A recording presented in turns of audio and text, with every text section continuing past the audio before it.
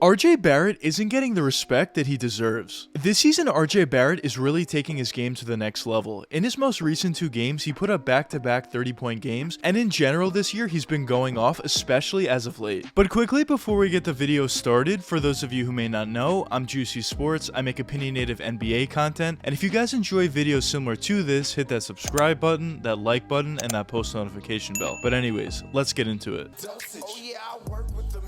I'm about to get you injected. I got a couple connections so I can get you prosthetic. When Rj Barrett was originally drafted with the number 3 overall selection to the New York Knicks, there was a ton of excitement around his name. He was seen as a savior of the New York Knicks, and a lot of Knicks fans thought that the Knicks were finally getting a high-level rookie. But after his rookie season was over, a lot of fans, and especially Knicks fans, were very disappointed. When you actually look at the statistics that RJ put up in 14 points per game on 40% shooting, 5 rebounds, and 2.6 assists, they certainly aren't bad numbers, and they certainly are decent numbers, even though he was drafted with the number 3 overall selection. But I think Knicks fans and fans around the NBA were very disappointed in his rookie performance for 2 different reasons. The first reason was based upon the expectations that a lot of NBA fans had for RJ going into that year's draft. They expected him to be a superstar right out of the gate, and the fact that he really wasn't anywhere near a superstar or an all-star type level, I think a lot of fans were disappointed in that. But also I think the next reason was because of how well both Zion Williamson and Morant were playing early on into their rookie seasons, and when you compare those 2 guys to RJ Barrett, it was pretty clear that at the time,